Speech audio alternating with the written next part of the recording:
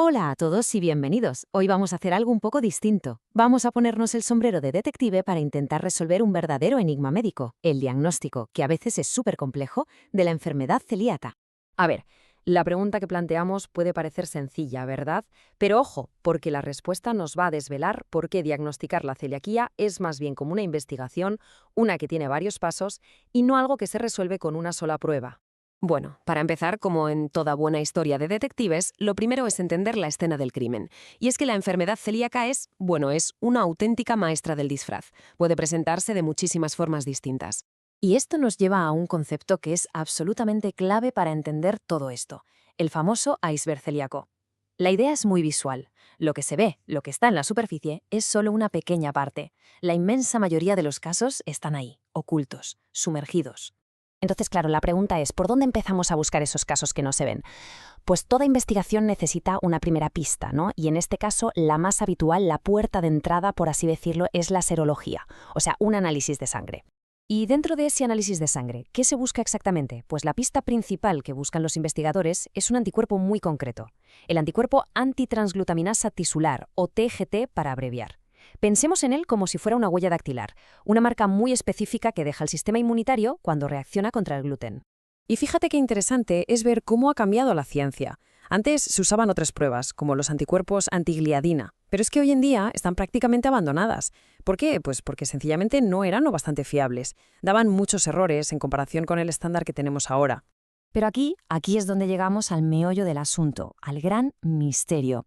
La prueba de los anticuerpos TGT funciona de maravilla, es súper precisa cuando el daño en el intestino es muy grande. Pero ¿qué pasa en los casos más leves, que son súper comunes en adultos? Pues que su fiabilidad, su sensibilidad cae en picado. Y por eso, y esto es importantísimo, un análisis de sangre negativo no significa que se pueda cerrar el caso, para nada.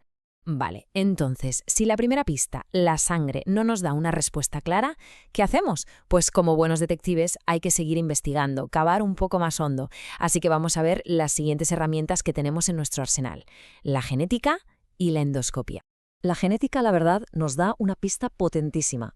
Fíjate en el dato. La inmensa mayoría de las personas con celiaquía, casi todas, tienen unos genes llamados HLA de Q2 o HLA de Q8.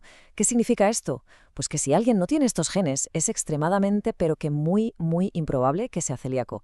Es casi una prueba de descarte.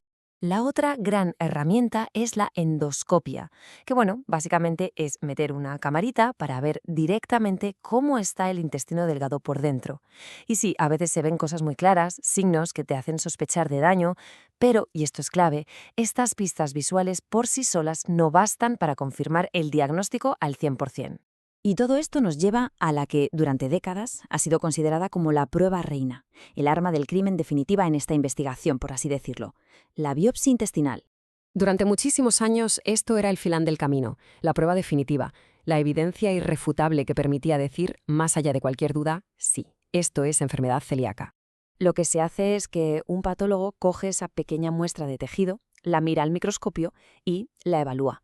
Califica el nivel de daño usando una escala que se llama la clasificación de Marsh.